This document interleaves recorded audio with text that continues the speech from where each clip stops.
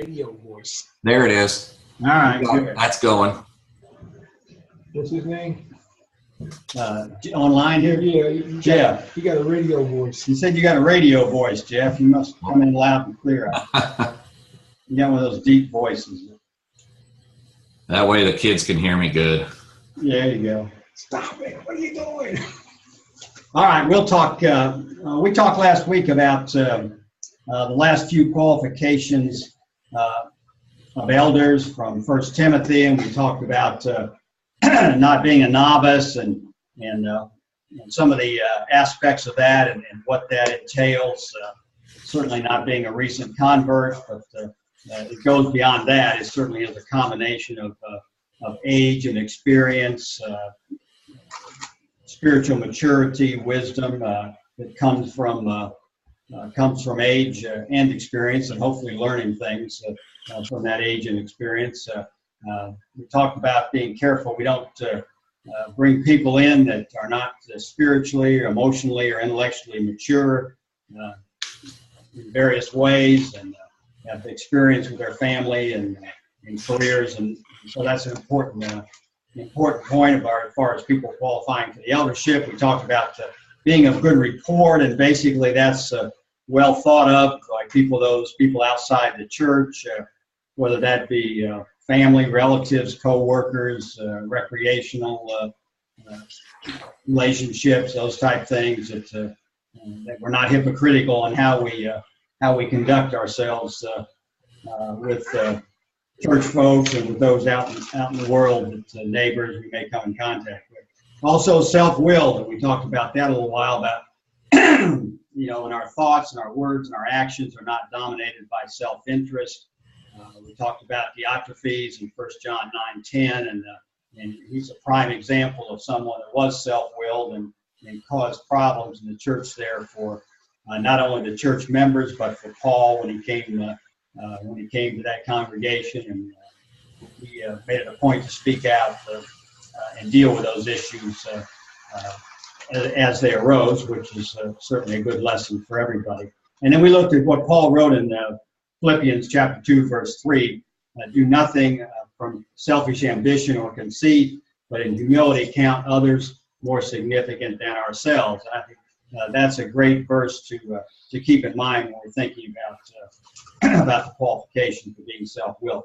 And then lover of good, and that's a very general qualification. We want to focus our minds generally on things that are naturally good, things that are spiritual as opposed to carnal. And that's we talked about that being kind of an umbrella qualification that lays over all the other qualifications and how we conduct ourselves and where our minds, because we know that sin starts in the heart or the mind. And so if we focus our hearts and minds on things that are good, then we can stay away from sin, hopefully, and be a good example to everyone, family and in church and the outside world. And then we finished up with just and holy and treating other people in a fair and equitable manner. And we finished up the qualifications there. So tonight we're going to talk about authority of elders.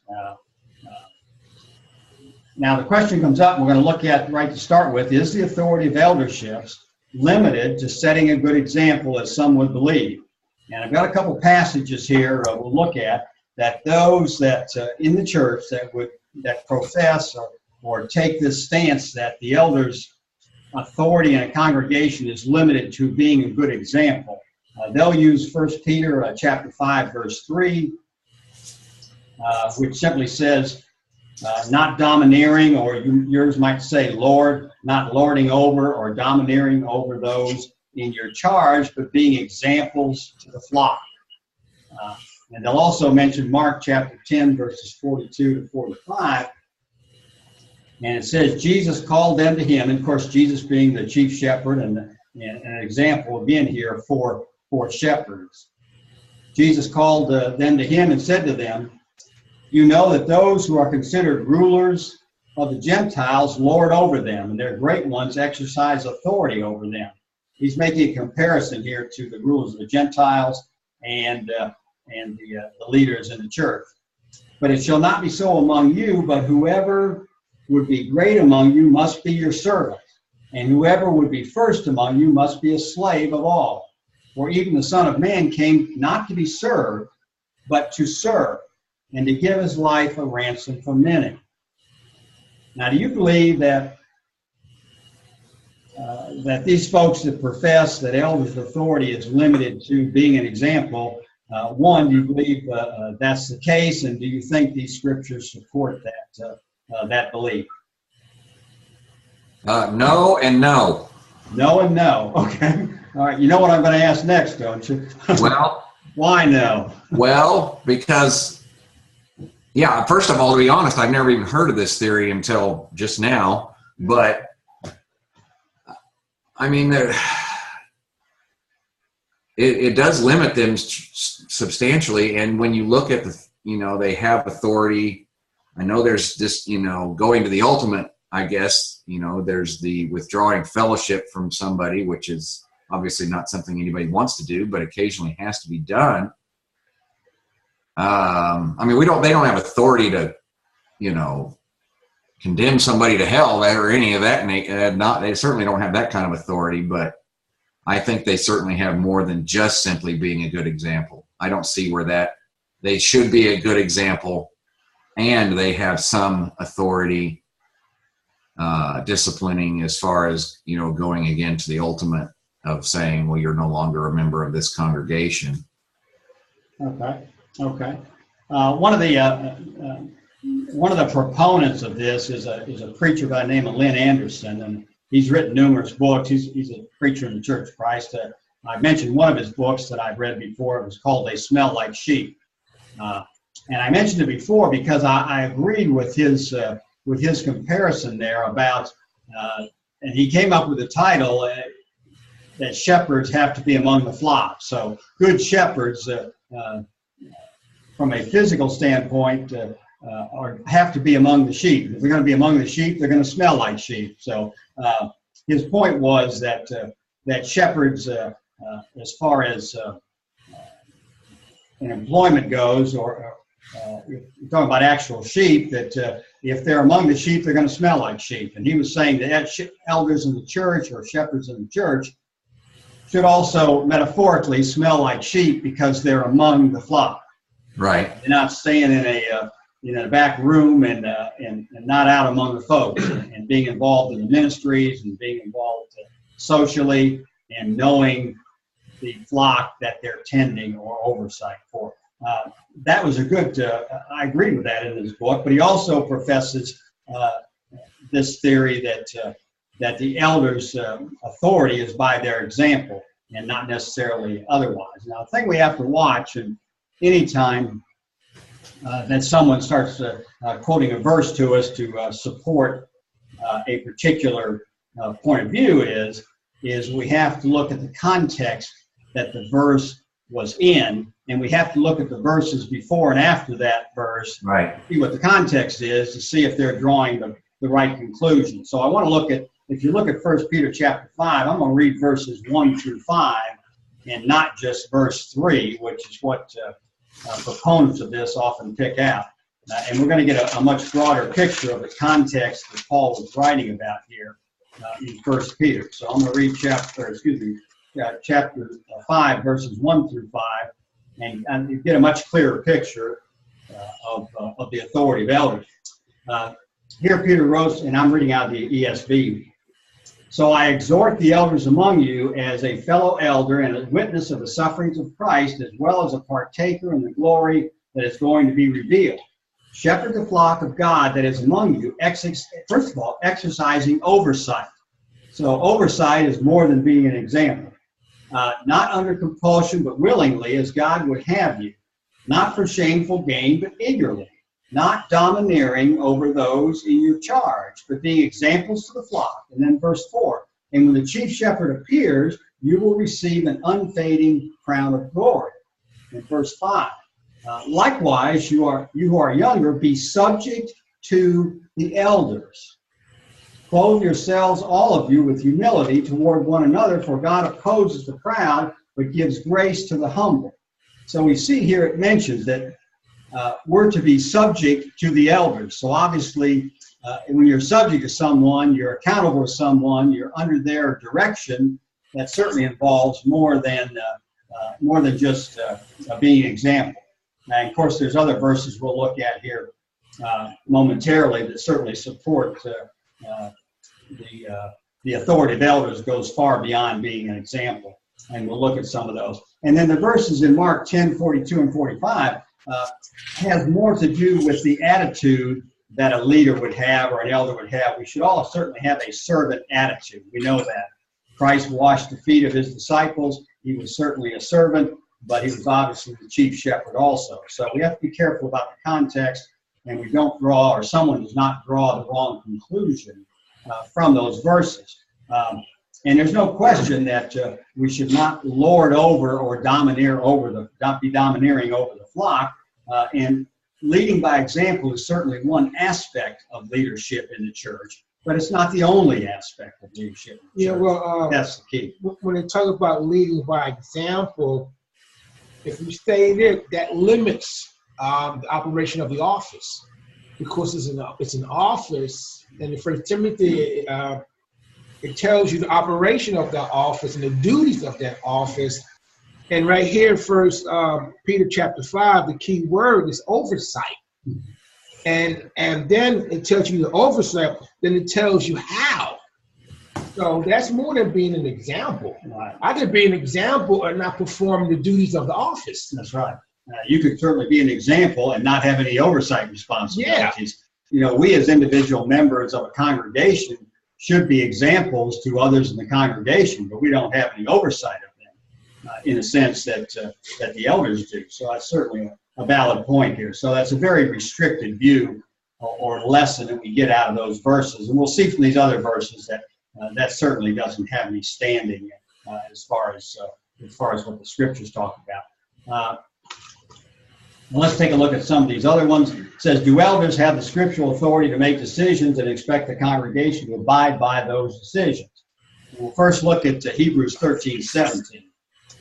And I think we've probably read this one before, but and what I did was on these verses is I went back with my concordance, my Strong's concordance, and got some more information on some of these key words here, so that we understand what the Greek words that were used here, what their true meaning is about that, so we don't have any misunderstanding about that. And I'll give you that information as we look at these verses. Hebrews 13:17 says, obey your leaders and submit to them, for they are keeping watch over your soul as those who have to give an account. Let them do this with joy and not with groaning, for that would be of no advantage to you. Now the word obey here, when you look up the Greek word, the definition is it means to persuade or to induce or to cause to move.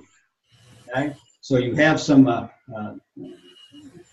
gives you a little better understanding of what, when it says obey your leaders, that those leaders should be persuading us, inducing us to do what is expected of us as members of that congregation, to cause us to move or to be active or to follow them, their leadership in an active way. The word submit here means to give way or to yield to authority. The Greek word here means to give way to them, to the elders, or to yield to their authority. So we see they certainly the word authority in there, and obey, to follow their authority. To give an account, that's an interesting term there. That can mean by, when we said the elders have to give an account, we know who they have to give an account to, the chief shepherd. Okay? They're going to have to give an account to Jesus at some point. And that's by speech or thought. That account applies to their speech and their thought. What do you think? The last verse there, let them do this, and that's talking about their oversight responsibilities. Let them do this with joy and not with groaning, for that would be of no advantage to you. What do you take that verse to mean? Don't give them any grief. You know, they're appearance to the congregation. You don't want to, have a woe is me mentality and everybody see that you're doing a job, but you really don't want to do it. And they see it. Okay. And, you're displaying it, your body language, how you walk, your voice inflections, well, I gotta do this, and that could give the congregation like, well, this is supposed to be our leader, and this is the kind of attitude that they have. All right, that's a good point. What responsibility you think this verse gives the congregation? Are they responsible for anything in this verse? I say, yeah. I think because it's saying it would be no advantage to the congregation if they have an eldership that's miserable doing their job because of. I mean, there's going to be stress involved, unless you had a flock full of perfect people, which is never going to happen. But they certainly don't have to be grabbing the gallon of gas and a match and trying to start fires for the eldership to have to deal with. I think you're absolutely right. I think I think it's going both ways here. The congregation has a responsibility to cooperate and to support the eldership and not create unnecessary problems for them or unnecessary stress for the eldership. It goes both ways on that. So I think that's certainly a valid instruction by Paul there for the congregation as a whole and for the elders. 1 Timothy chapter 5 verse 15, verse 17. 1 Timothy chapter 5 verse 17. That let the elders who rule well be considered worthy of double honor, especially those who labor in preaching and teaching. Now it's interesting, this who rule well, the meaning here is to superintend, to preside over, or protect. This rule well. So it involves, so we certainly see it goes far beyond being an example. To superintend is to have responsibility for, to have authority over, to preside over, and also protect them. We know what Paul told the elders at Ephesus in Acts chapter 20. He said, be careful that you protect the flock, that you be aware that there are wolves going to come up from within the congregation, without the congregation, and in essence, you're their protector. You're a shepherd, protects the flock. So those who rule well have that responsibility there. And it said, and those who rule well be considered for double honor. What do you think double honor means? Because it says especially those who labor in preaching and teaching. So that may give you a clue, but what do you think double honor? Yeah, I'm not real sure about that. Well, you're hired as an elder. You're hired as an elder. Okay. Hired? How do you mean hired? I mean appointed. Appointed, yeah. Okay. You're appointed as an elder. Most of the times, you may have a congregation where you may not have a preacher. Now, he also preached. He shepherds and he preaches. So in the preaching capacity, he's an evangelist, he's a teacher, and he's fulfilling that role. Okay. Then after he fills that role, then there's an oversight of the congregation. So he's doing both. What does he do if he's filling both roles, preacher and elder? What's he do besides the respect of the congregation? Or what could he be? What could he be doing in that capacity? What could he be doing? What could he do? What could it be do? D-U-E. What could it be do? What?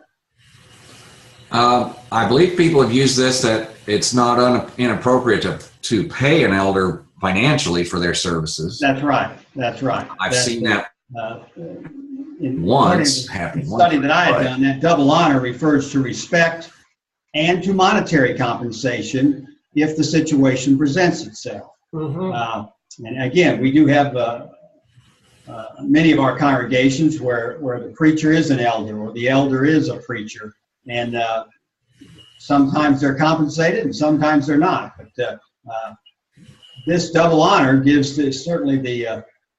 I think Paul's saying that they're due compensation if the congregation, if the eldership decides that they should be compensated. There's certainly nothing wrong with that. I know, where I served as an elder, it was done before I was appointed a few years, but we did have one of our elders that we paid, I guess considered a part-time part-time payment. He did preach and he did teach. He was a retired preacher and he basically worked a 40-hour week there going in. So he was paid a nominal amount that helped him with his retirement, and he was certainly well worth the investment there by the congregation. And no one certainly had any problem with that. So there is certainly situations where that would be nothing wrong with that. Said especially those who labor in preaching and teaching. That labor is an interesting word. And I think we sometimes, if we don't look deeper into what the Greek origin was for these words, that we may not get a full appreciation of what that word involves in the context of what's being said. It said those who labor in preaching and teaching. That word labor in the Greek means to continually, it means to do something continually to the point of exhaustion, or to pile up, to accumulate. Now you think about that in applying those words to someone who is preaching and teaching as an elder, that they labor in that to the point of exhaustion, that work is, that amount of effort is piled up or accumulated. So we're talking about someone we certainly shouldn't have any problem compensating them if they're fulfilling that and working that hard at it and fulfilling those dual roles. It's certainly justified to be compensated for that if they understand the meaning of those who labor in teaching and preaching. So that's a determination I think could be made by the eldership of the congregation on what effort's being made and if compensation is justified and how much compensation is justified. So again, that's an area where the wisdom of the eldership or the leaders of the male leaders of the congregation come into play. 1 Thessalonians chapter 5, verse 12. Paul writing about those in oversight positions.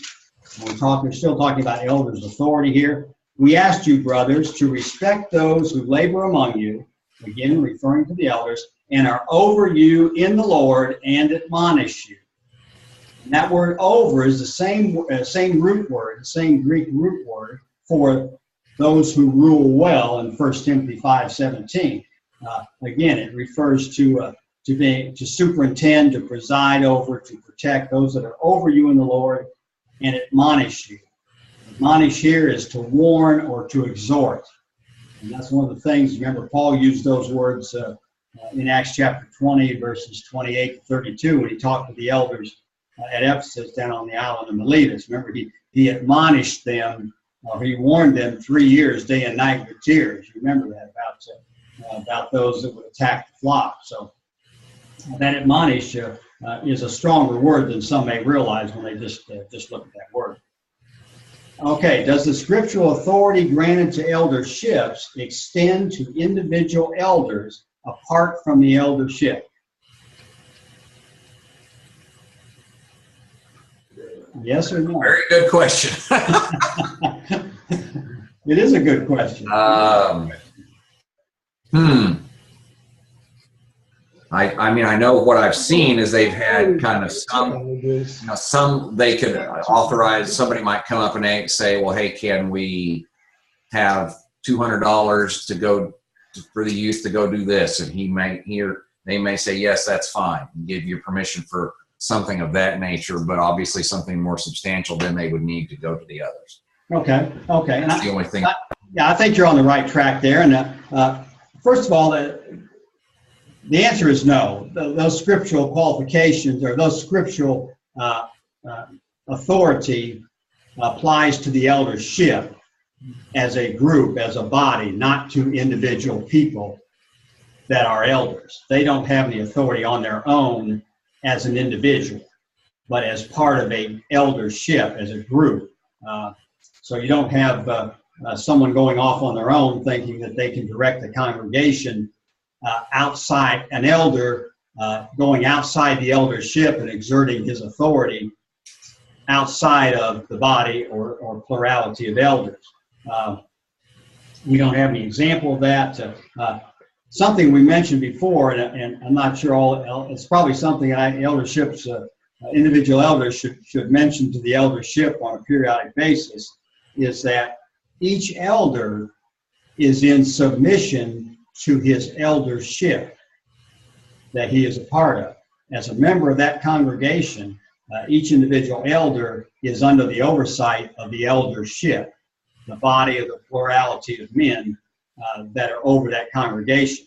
So they wear two hats, if you will. They're part of that body that are the overseers of the congregation, but individually, as a member of the congregation, they're also under the oversight and authority of the eldership.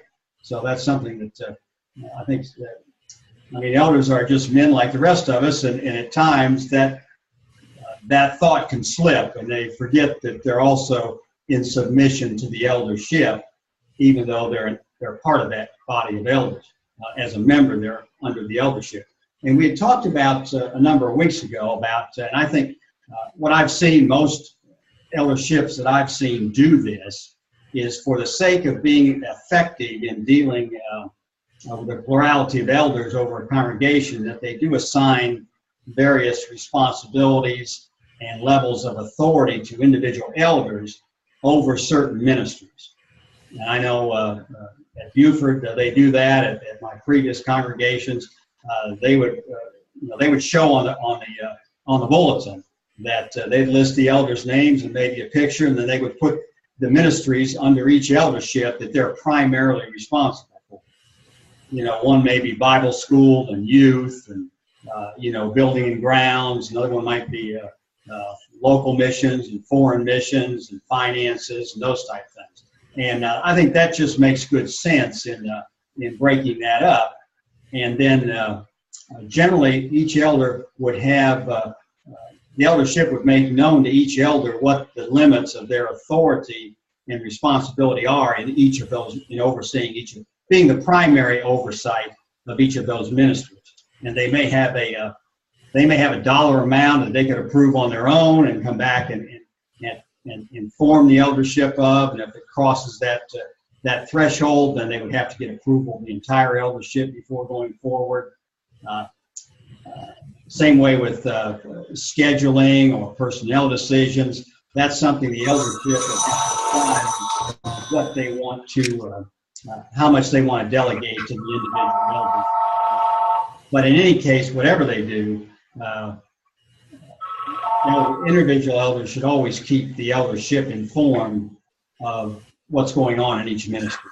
And however often they meet, we met weekly. I don't know that I think, I'm not sure with the Buford elders how often they meet, but I would think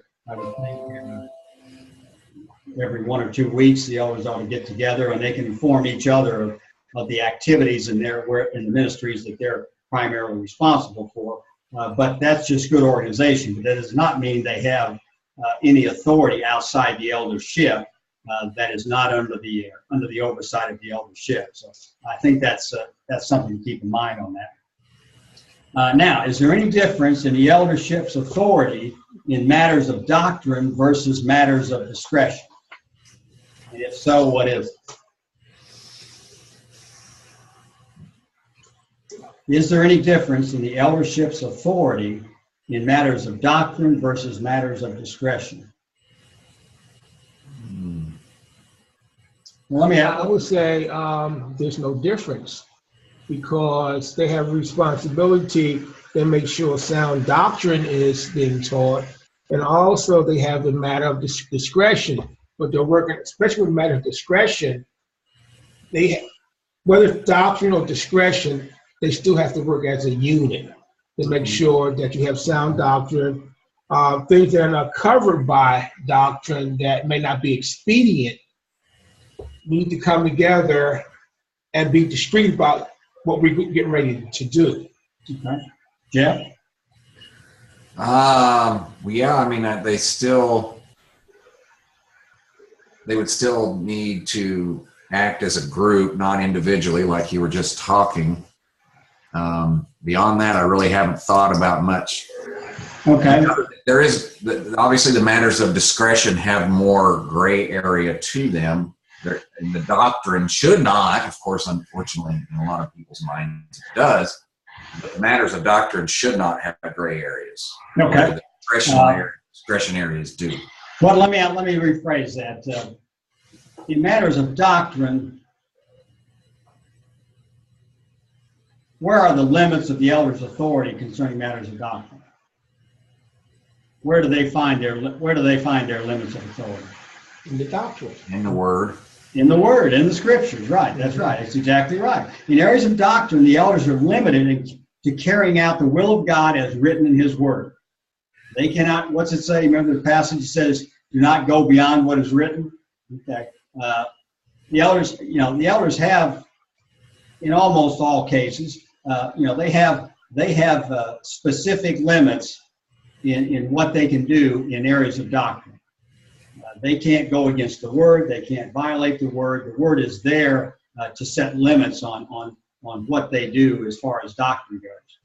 Now, in areas of discretion, and Jeff's right, that's not as clear cut. And there are areas in there, and we've talked about some of these, that God expects elders to use their collective wisdom in areas of discretion. When God has allowed them to make decisions where scriptures do not deal directly with a particular issue. In a very base example is what time do we meet on Sundays? We can meet at 9 or 10 or 8 or 12. What do you want to? The Lord's not concerned about what time we meet on Sundays. He's only concerned that we meet on Sundays. And that's a very base example. But and you can go on up from there in areas of discretion on how situations are handled. And we're going to talk about here, we should get to it, at least part of it tonight, in matters of church discipline. How quickly an eldership gets to the point of withdrawing fellowship. There's no direction in the scriptures that says you give them a week or a month or 2 months. The Lord doesn't dictate the time frames in which you do that. Now, why doesn't He dictate time frames? Because each situation is different. That's why He knows that. He leaves that to the elders. I don't want to jump ahead of myself because I'll cover this in a few minutes, but just using this as an example of discretion, and I've been involved in these, in both parts of these. If the elders find out there's a mature man in the congregation that's left his wife and he's, I'm getting something coming up on the screen. Okay, it went away. If he left his wife and he's now living in adultery and he's a mature Christian, there's going to be a very short time frame that the elders take action on that because they know the man knows better, he's grounded, and it's an obvious threat to the unity of the congregation. On the flip side of that, you may have somebody who's just converted, is struggling to separate themselves from worldly habits, and they may be younger age-wise, certainly young in the faith, and generally elders would take more time with someone like that. They would study with them. They would help them to understand as they mature from that babe in Christ that they work themselves away from some of the things they were doing as a non-Christian. As they grow in the faith, they get stronger and realize that those things are not proper. Romans chapter 14, if you remember what it says, gives an example of that with some of the Jewish Christians. They were still refusing to eat meat that was offered to idols, and they were also recognizing religious holidays. And they were in conflict with some of the Gentile Christians who were more mature that knew that there was nothing wrong eating meat offered to idols. There was no prohibition against that. Mm-hmm. But those younger Christians coming out of the Jewish religion and the Mosaic Law had not yet matured to the point that they could separate themselves from that. So what Paul said there is to those more mature Christians, don't condemn those Christians for not eating meat. They're a weaker Christian. They're growing in the faith. They've just come out of Judaism, and understand that you don't condemn them. He also told the weaker Jewish Christians there is don't judge the more mature Christians who are eating meat offered to idols and who are not observing those religious holidays that they still felt they needed to. So we see that, and I use that as an example to say that this is another area, an area of discretion where God leaves it up to the elderships to use their wisdom in how to, in the case of church discipline, how to proceed with that and what's best for the individual, for the congregation, and they have areas of discretion there. So that's based on the wisdom, the collective wisdom of the eldership. What is this fellowship actually? I mean, you're carrying out, what are you doing? Is it sitting the person down, or is it not allowing them to come to worship? I mean, what is it? Okay. When I turn this page, we're going to start talking about that. Okay. Right. So we're going to spend we'll spend the rest of the class on that. One thing I do want to talk about, and this is not in your workbook, and I'll tell you why it's not in your student workbook. It is in the when I published these teacher's workbook and student workbook, I put this next topic in the teacher's workbook. I did not put it in the student workbook.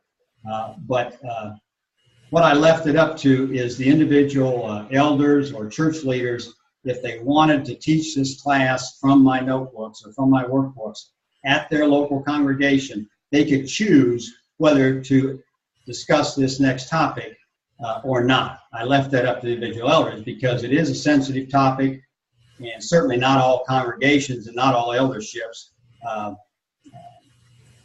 would do this. And with that preface, I'll tell you what it is, and I'll ask you a question to start off with this. Do the elders have the authority and or the obligation to talk to members about their individual giving? No. It's a very sticky situation. All right, let's think about that a bit. Do elders have the authority and or obligation to talk to members about their giving? Oh. The only time I've ever heard it mentioned. Okay. I had one. Okay. We have one from no to yes here. And we're going to talk about this a few minutes. And there is not a right or wrong answer for this. But I'm bringing this up for your consideration. Okay? Jeff, what do you think? Well, I never even heard of doing it until a few years ago. We were at a congregation that their preacher was also put in as an elder while we were there. It was a smaller congregation. And he said that they kept an eye on that because sometimes that was one of the first signs that something was wrong in a person's life. That was one of the first indicators to the eldership that, hey, they're backing off or they've stopped altogether. What's going on? It's a very personal topic, especially if somebody just throws cash in there. I don't know how you would ever do it in that way. How would you know unless they wrote a check? I mean, you don't monitor. Okay, we're going to talk about this because the congregation I was at, we did do that. And I want to give you some background on that. I want to ask you a couple questions. And I would ask this of any eldership or anybody that would ask about this. And I'll give you some background on this. First of all, I'll ask you this question. Can a Christian lose their soul because of their giving?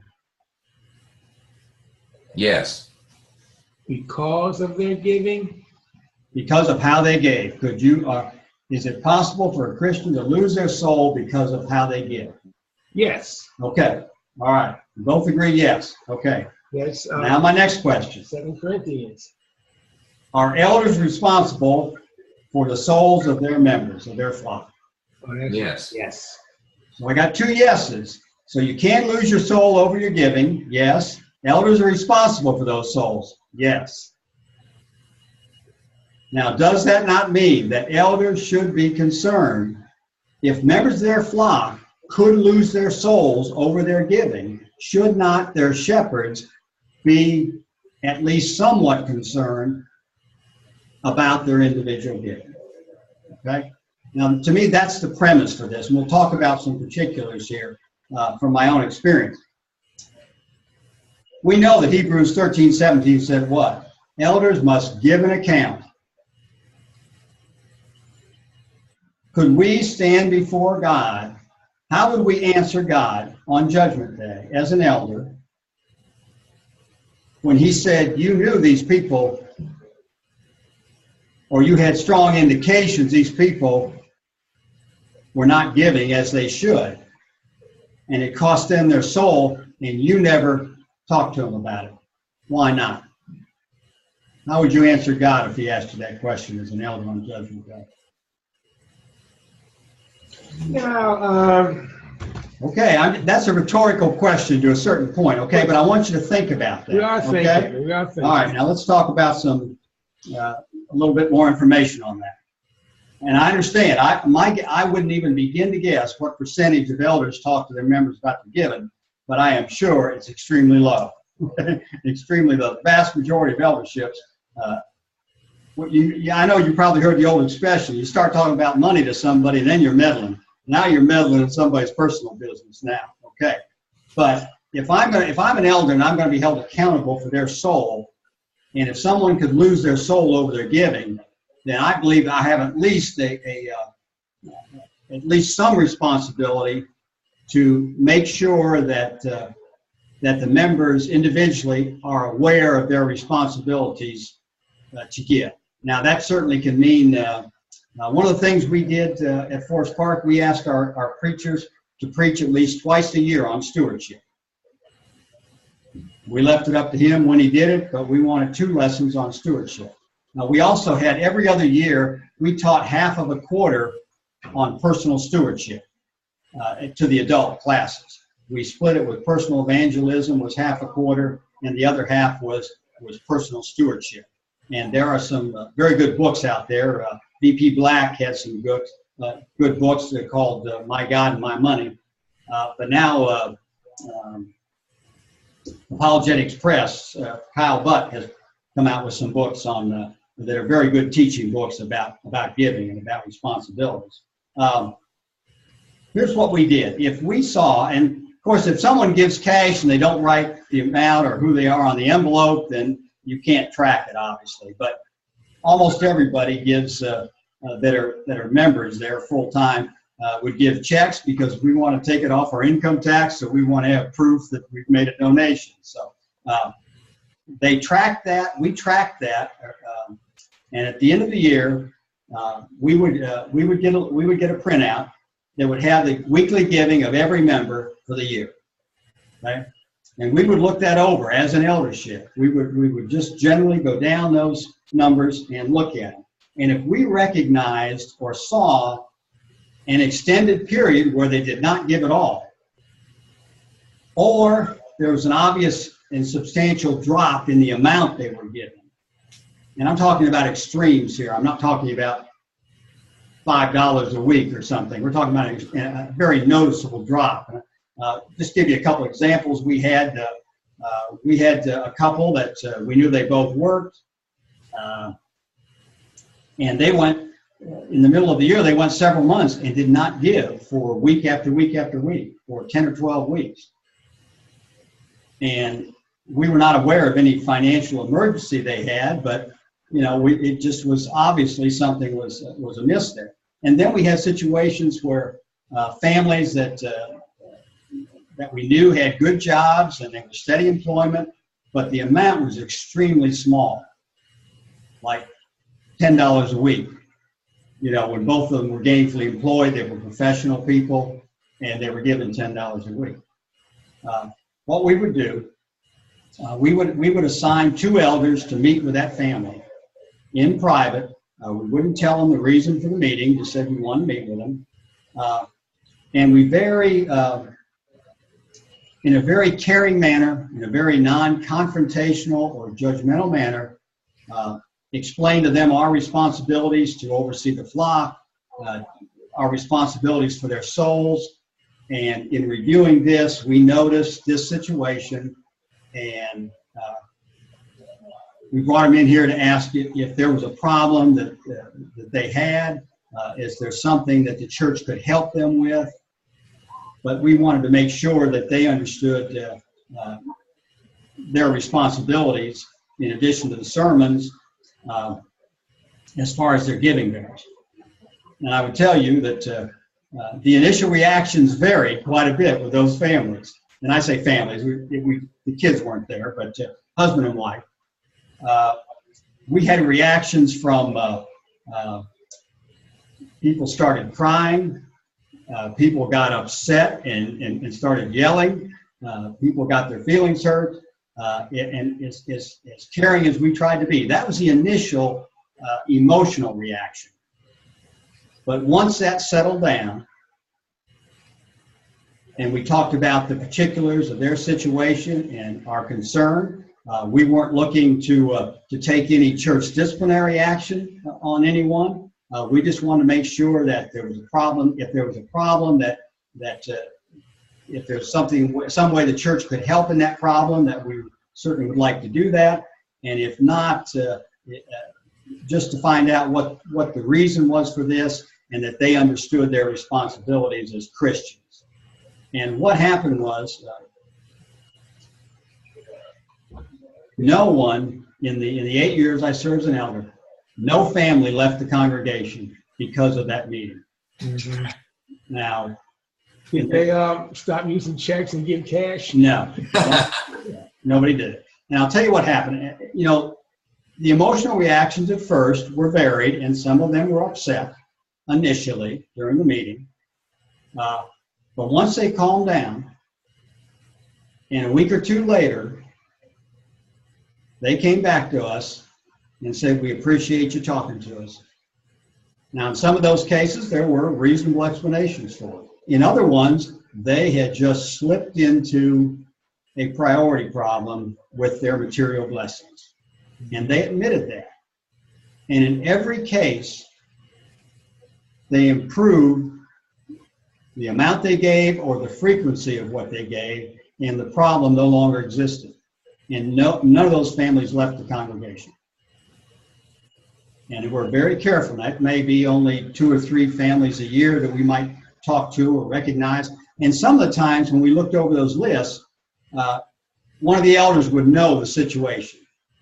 The other elder may not, or the elder may not. But one of them say, "You know what, I remember what happened during that time with them. You know, they had some crisis, or somebody lost their job for a month or 2 or whatever." And we would not talk to those people. We knew what the situation was. We only talked to the ones where we had great concern about the situation. We're not aware of what would have caused it. And that's not something that very many elderships do. I did not want to stand before God if someone lost their soul because of their giving and I had not made an effort, and we as an eldership had not made an effort to correct that situation or make them aware that there may be an issue there with their salvation. Yeah, what was that, you know, as an elder, and giving is part of worship, and you're not giving, you're not worshiping. So therefore, the burden falls upon the elders, whether or not they want or not want to. You present them with a situation as you have to perform your office. That's a good point. If they're not giving, then they're missing an act of worship, and that's a spiritual issue there, a scriptural issue. And then they may not know the consequence of what they're doing. Right. So you can inform them as hard as it is. Yeah. It's one thing, you know, give something, but you know, 1 Corinthians 16, as God has prospered you. You've been prospered. Yeah, you give, and then God loves a cheerful giving. He doesn't want you to give grudgingly. So all of these scriptures, as you freely receive, freely give, right. And all these things come, you know. Yeah, excellent points. Now, if just to give you an idea, in the book, it's page 107. There's some information in my book on page 107 about that. And Exhibit 63 in the book gives an outline of this book. Yes, okay. The Congregational Leadership 101 book that I wrote. Page 107 in the book, and then Exhibit 63 in the back of the book gives an outline of how we handled that situation. And again, that requires some serious thought by the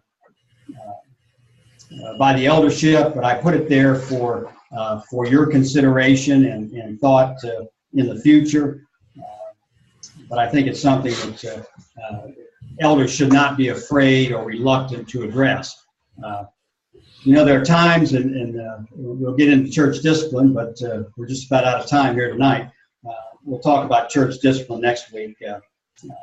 But church discipline and talking to folks about their giving are probably two of the most potentially unpleasant duties that eldership or responsibilities that elderships have. But that does not mean that we don't do them because they might be unpleasant.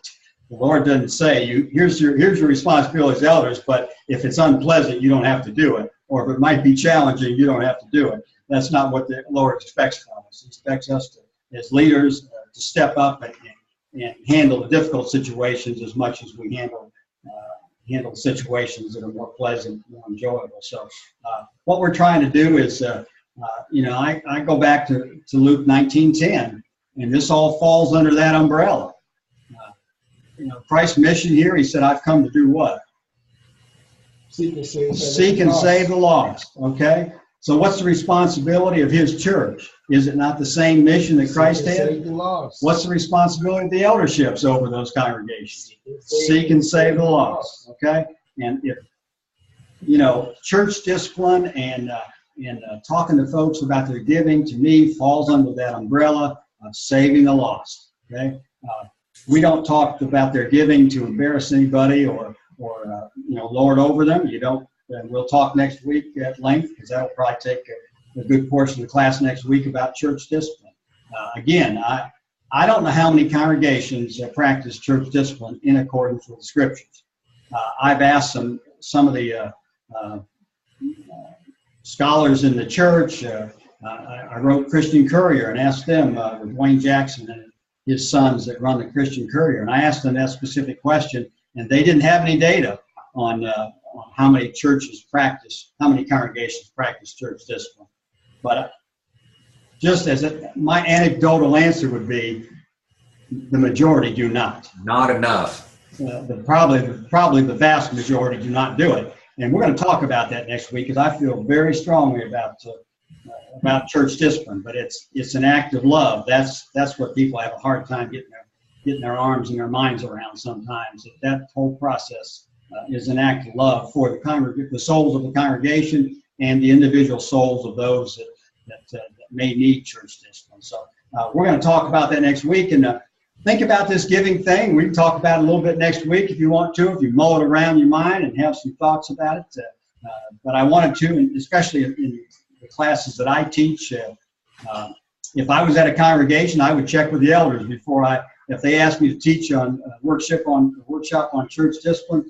I would ask them ahead of time, what's your thoughts about me talking about talking to folks about their giving. If they didn't want me to talk about it, then I wouldn't talk about it. I'd leave that up to the local congregation. But I do want that's why I put it in the book and why it's in the teacher's manual, or teacher's notebook. But I want elderships and leaderships in the congregations to be aware of what I believe is a responsibility of the eldership and some guidelines on how to go about that in a loving way, hopefully without embarrassing any members or causing them undue harm. And that's our experience has been very good with that when it's handled the right way. So, okay, we got our hour in, and we'll probably spend.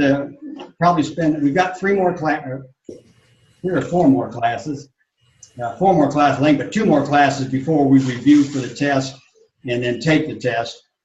In church discipline, we'll probably take most of the next week on church discipline. We've also got a section on elder-preacher relations. We'll talk a few minutes about that. So when we get those done, we might have 1 class or part of a class left to talk about some of these case studies. Any questions, comments, Jeff? No, I'm good. Okay. And you said you probably won't be here next week, right? I doubt it. I might, but it's Okay. doubtful. Well, you certainly, and I hope you will, take some time and go to Zoom and watch the lesson.